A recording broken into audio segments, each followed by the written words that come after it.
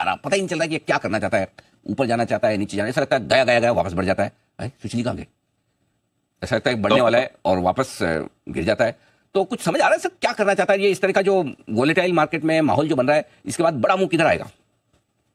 देखिए, आपके प्रश्न में ही उत्तर छिपा हुआ है अनिल जी। जब आपकी जो नफ्स की जो पकड़ है ना आपकी, मैं भी सवेरे सुनता हूँ आपको, बाजार की थोड़ी सी नफ्स का फ्लेवर कहीं मैं भी मिस कर रहा हूँ तो आपके कोई पॉइंट साथ में ऐड हो जाते हैं। ये जो बात है ना कि देखिए, मजा नहीं आ रहा है, ये बढ़ते बढ़ते घट सा रहा है, घटते घटते बढ़ सा रहा है। इसी बीच में मैंने आज सवेरे जो, मैं थोड़ा सा नेगेटिव टोन पे था जो बाजार पे एक बार भी 23,300 तक निफ्टी आएगी, तो मैंने निफ्टी बैंक निफ्टी के कंपोनेंट्स को वापस स्कैन किया।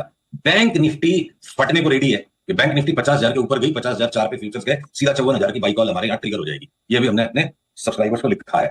पर अगर एक साथ 8-9%, 8% तक की बैंक निफ्टी में जंप आ जाएगी, निफ्टी में वो ना, वो कड़क दही नहीं बन रहा है, वो मैंने बिखरी हुई सी लस्सी हो रखी है, दही कड़क नहीं हो रहा, निफ्टी की चार्ट कड़क नहीं हो रही। तो क्या ये संभव है कि ऐसे कोई एक दो बड़े स्टॉक्स हो निफ्टी में? ये मैं अनुमान लगा रहा हूं इस विरोधाभास को रूल आउट करने के लिए कि कहीं कोई ऐसे एक दो बड़े स्टॉक्स हो निफ्टी में जिनमें कोई कोहराम मचे और कोहराम को बैलेंस करने में बैंक निफ्टी ऊपर भाग जाए। तो मैं बोलूं, ये कल्पना तो देखो कवि का काम है, कविताकार को कल्पना करनी चाहिए, हम तो सिग्नल्स पे चलेंगे। तो शॉर्ट टर्म ट्रेडिंग में चाहे सारी चार्ट्स बैंकों की जो है वो मीडियम टर्म में कमजोर है, पर एक बार अगर 50,000 के ऊपर बैंक निफ्टी के फ्यूचर्स आ गए तो हम एसबीआई में 20% की तेजी के लिए, 25% के लिए इंडसइंड में बटन दबा देंगे, एक्सिस बैंक में 15% बढ़ जाए, 10% वापस एचडीएफसी बैंक रिबाउंड मार सकता है। एचडीएफसी बैंक में हमारी बड़ी भर्त्सना हो रही है कि हमने 1200 के कॉल की जो बात की 6 महीने में आएगा, एक बार तो 200 रुपया घट गया ना, वापस 100 रुपए का रिबाउंड आ सकता है। तो सट्टा करने के लिए बैंक निफ्टी 50,000 के ऊपर गई, बटन दबाओ, 54,000 की तेजी खेलने के लिए 100 पॉइंट के स्टॉप लॉस से। मीडियम टर्म चार्ट्स बहुत सारी अनिल जी परेशान है, कहां से पैसे लाएं, सिर्फ 1300 ग्राम का ही ब्रेन है, क्या क्या खरीदे, 100 से ज्यादा स्टॉक्स जिनको मैं भी लेना चाहता हूं, उन पे हम मीडियम टर्म और लॉन्ग टर्म की बात अलग से करेंगे। शॉर्ट टर्म ट्रेडिंग में इस वक्त बैंक्स में आउट परफॉर्मेंस है। चलिए बहुत बढ़िया, शॉर्ट टर्म में बैंक्स आउट परफॉर्म, बहुत बढ़िया आपने ये राजी की 50,000 अगर पार करके ये फ्यूचर्स 50,000 के ऊपर निकल के टिक जाता है, या स्पॉट लेवल आप बताएं? फ्यूचर्स 50,000 के ऊपर निकल के टिक गया तो कमाल कर सकता है, ये बहुत बढ़िया बात है। आप कह भी रहे कि बहुत सारे स्टॉक्स, मैं आज आपके साथ बहुत सारे स्टॉक्स पर आए भी लूंगा, लेकिन एक एक करके पहले मेटल से चलते हैं, जहां जहां जो खराबी दिख रही है, क्योंकि मुझे लगता है कि आप खराबी में कौन से स्टॉक अच्छे बन सकते हैं वो ढूंढने की कोशिश करते हैं। क्या मेटल्स में ऐसा कुछ दिख रहा है सर? लगता है मेरे को अनिल जी, आपने इस वीकेंड में वापस से शोले पिक्चर देखी, उसमें जो डायलॉग, अरे शोले का मैं आपको बताऊं सर, जब भी मैं अगर चैनल चेंज करूं, कहीं शोले चल रही है, मैं उसके बाद बदलते नहीं, कहीं से भी देखो, कहीं भी छोड़ो, अब मजा, शोले का तो आनंद ही अलग है सर। शोले के कई डायलॉग ऐसे हैं जो बिल्कुल बाजार में सटीक बैठते हैं। हाँ। जैसे वो ठाकुर ने बोला था ना जय और वीरू को, लोहा गर्म है मार दो थोड़ा। यस, संजीव कुमार साहब का डायलॉग। हाँ जी, हाँ जी। तो वैसे ही अब सारी चार्ट्स बन रही है मेटल्स की, जिसको हमने 3-4 महीने बिल्कुल इग्नोर किया, देखा ही नहीं उस तरफ। अब अगर ये टुकड़े टुकड़े में बनेगा, इसको लेकर ट्रोलर को ट्रोल करना है, उनको डिस्टॉर्ट करने की बातें, ठीक है। देखो सेल यहां से कॉन्ट्रेरियन बाइंग है, तो बड़ी बाइंग सेल में करनी चाहिए कब? देखो 114 के ऊपर निकल तब हम टेबल ठोक के बोलेंगे सेल यहां से कम से कम डबल हो जाएगा 114 के ऊपर चलने के बाद, कम से कम डबल हो जाएगा, हो सकता है 3 गुना भी हो जाए।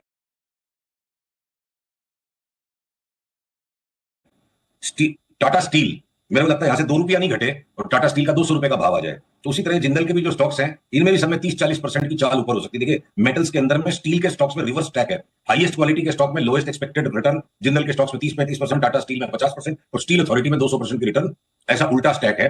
दूसरी तरफ बाकी के मेटल्स में भी आऊं ना, तो एल्यूमिनियम के जो स्टॉक्स है, कॉपर के, ये हिंडाल्को का, नाल्को का, सबका करीब करीब करेक्शन हो लिया, इनमें भी एक मेंटेनेंस रिबाउंड आके न्यू हाई को रिटेस्ट कर दे तो कर दे। पर हमारा जो सुपरस्टार स्टॉक की कैटेगरी में जिसको हमने रखा है मेटल्स में, वो है एमओआईएल। मैंगनीज की अंडरलाइंग मैंगनीज कमोडिटी की ग्लोबल चार्ट को आप देखोगे तो लगता है 2025 मैंगनीज मिलेगा, इतनी तेजी हो सकती है मैंगनीज में, इसलिए एमओआईएल 3 बैगर हो जाए, 4 बैगर हो जाए, पता नहीं ऊपर कहां तक जा सकता है। इस वक्त फिलहाल एमओआईएल पकड़ के बैठने का है। तो ये जो भूले बिसरे स्टॉक्स थे, मेटल्स के भी दिन आ गए हैं, आ जाएंगे, सप्ताह 10 दिन की बात है। इस सारे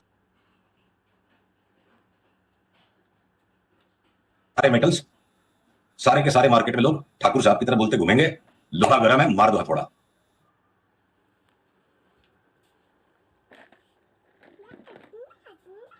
क्योंकि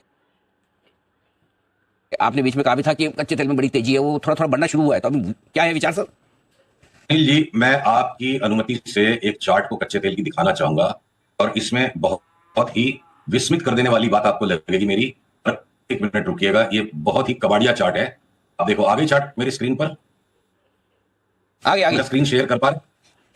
अब ये देखिएगा, हमारी जो फोरकास्ट है ना इस पे, वो ये है, हम एक बार अगले 2-3 सप्ताह में जाएं तो वापस 63-64 तक एक आखिरी बार चले जाएं, उसके बाद सीधी लकीर में 97 और 97 के बाद भी संभवतः 113-14 तक। ये जो स्पाइक मैं क्रूड में एक्सपेक्ट कर रहा हूं अगले 1 क्वार्टर में, अगले 1 महीने में वापस 63, के बाद वाले 3 महीने में वापस 114-15 तक, तो कोई बड़ा जियो पॉलिटिकल इवेंट इस तरह की चार्ट को जस्टिफाई कर पाएगा, क्योंकि बिटकॉइन में हमें 35% का करेक्शन दिखता है। और उसके बाद इस लेग के ऊपर हम विचार करेंगे जब इतने दो टाइट हो गए कि 2025 का खतरा है कि अगर क्रूड ने मई जून के अंदर ये टॉप बना के, अप्रैल मई में टॉप बना के 114-15 का, उसके बाद अगले 6 महीने में अगर क्रूड ने $50 का भाव भी तोड़ दिया, तो क्या संसार में बहुत बड़ी ठंडक आने वाली है, पूरी दुनिया ठंडी पड़ जाएगी। ये प्रश्न 2025 के लिए केडियानॉमिक्स के दफ्तर में पूरे 12 महीने महत्वपूर्ण बना रहेगा। इस पर टिप्पणी हम तब करेंगे जब पैटर्न आएंगे। अभी फिलहाल अगले 2 लेग पर हम केंद्रित हैं, पहले 63 और उसके बाद 113। ओके, पहले 65 और उसके बाद 113, अभी चला 77, $12-13 नीचे आएगा उसके बाद से। तो मतलब ये 65 अगर हो जाए तो आईओएल और ओएनजीसी को दोनों हाथ से दबोच लीजिएगा, अपने पैसे भी पड़ोसी के भी पैसे सारे लगा दीजिएगा उसमें। अच्छा, ये तो पड़ोसी को दबोचने की कोई ट्रिक टेक्निक आपसे अलग से कभी सीखनी पड़ेगी। खुद के तो लगाया आदमी समझ में आए, पड़ोसी को कैसे? ये भी केडिया साहब की बहुत कमाल की टेक्निक है, जरा एक बार कभी विस्तार से। अच्छा, पड़ोसी पूछते रहते हैं क्या करें, तो रोज तो नहीं। अच्छा वैसे, हाँ वैसे, अच्छा पड़ोसी पूछे तो उसको रिकमेंड करें, ठीक बात है। अच्छा केडिया साहब ये बताइए कि आपने कहा कि कितने ग्राम की ब्रेन है, कितना ग्राम बताया ब्रेन का वजन आपने? 1200-1300 ग्राम ही होता होगा, उससे ज्यादा किसी का वजन थोड़ी होता होगा ब्रेन का। नहीं मुझे पता नहीं सर, मैं तो पूछा हूँ। 1200-1300 ग्राम की ब्रेन है और 100 से ज्यादा आइडिया है आपके पास, राइट? तो जरा बताइए सर कोई बढ़िया दमदार धमाकेदार आइडियाज। तो जैसे मेटल्स में अक्रॉस द बोर्ड स्टील के स्टॉक में धमाका मच जाएगा, मीडिया के सारे स्टॉक्स में धमाका मचने की तैयारी है, जिसमें सबसे श्रेष्ठ चार्ट जो है वो वायदे में भी है, वो है आपकी सन टीवी। सन टीवी मेरे को लगता है 1100 का भाव आ जाए, 65-70% की चाल है, आपका जी डबल हो जाए, टीवी 3 गुना हो जाए, और बाकी छोटे छोटे मीडिया के अन्य जितने भी स्टॉक्स है पूरा सेक्टर बढ़ जाए। मीडिया और मेटल्स भी अगर पार्टी में ज्वाइन हो जाएंगे, स्मॉल फाइनेंस बैंक्स, सबके सब स्मॉल फाइनेंस बैंक्स हमें लगते हैं कम से कम यहां से 35 से 40%, मौके पे कोई से 50% बढ़ जाएंगे। इंश्योरेंस के स्टॉक्स आसमान में भाग जाएंगे। स्टॉक ब्रोकिंग में एंजल ब्रोकिंग एक हमारा फेवरेट पिक है, जो टाइम टू टाइम जब भी जो घटावड़े में लेना है। डिफेंस के अंदर में ये समस्या हो रखी, डिफेंस का कौन सा स्टॉक नहीं ले, सारे के सारे भाई सारे पीछे पड़े, हमें ले लो। साथ में आपके FMCG stocks across the board तेजी, हिंदुस्तान लीवर भी 32 हो जाएगा। क्या पता है जियो पॉलिटिकल इवेंट आएगा तो भाई लोगों को बिस्कुट भी खरीदना पड़ेगा, जो रोजमर्रा का सामान है उसका महत्व हो जाएगा, सेफ बेट। और दूसरी तरफ बंदूक और बिस्कुट हमारी थीम है इस बार अगले एक क्वार्टर के लिए। क्रूड की अगर उस तेजी को खेलने के लिए ओएनजीसी को नहीं भी ले पाया, तो आप बिस्कुट और बंदूक खरीद लो। डिफेंस हो गया, एफएमसीजी हो गया, और टेलीकॉम के स्टॉक्स भागने को रेडी हैं। आपकी रिलायंस फ्रंट से लीड करने को तैयार है। संदेहास्पद जो 2 चीजें मुझे अभी लग रही है बाजार में, जहां संदेह बना हुआ है, एक अडानी के ग्रुप के स्टॉक्स में संदेह लगता है मुझे, चार्ट्स बड़ी ढीली सी हैं, बड़ी अस्त व्यस्तता नजर आती है, कुछ छटपटाहट सी दिखती है चार्ट्स में, दम नहीं दिख रहा। और दूसरी तरफ हमको हेज करने के लिए सिर्फ अगर बोले सब कुछ ले लो तो भाई कुछ तो हेज करोगे। आईटी के स्टॉक्स बेचो, अडानी को असमंजस से देखो, और उसके बाद जिस स्टॉक को आपके नसीब में आके पैसा देना है, जिस पे हाथ रख दोगे वो चल जाएगा। मेरा लगता है ये निफ्टी 27,000 की तैयारी हो चुकी है। लास्ट की जो छटपट है ना, ये जो कच्चा सा दही हो रखा है, कॉन्फिडेंस नहीं दे रही है निफ्टी, ये डरा धमका के आखिरी का माल सबका लिया जा रहा है। कि निफ्टी को भी 27,000 जाना है, और बैंक निफ्टी की 54,000 की जो चाल है वो निफ्टी जितनी दमदार नहीं है, पर फिलहाल शॉर्ट टर्म में पहले पैटर्न बैंक निफ्टी में आया हुआ है। इंटरेस्टिंग। तो सर वैसे मतलब एक शॉर्ट में समझो खाली आईटी नहीं लेना है, आईटी बेचना है, बाकी सब लेना है, बराबर है? हाँ, मतलब आईटी को बेरहमी से बेचना है, बेचना भी नहीं, बेरहमी से बेचना। ओहो, ओके। अच्छा सर, मेरी तरफ से तो मैक्सिमम सवाल पूछ भी लिए मैंने, जवाब भी आपकी तरफ से आए। कोई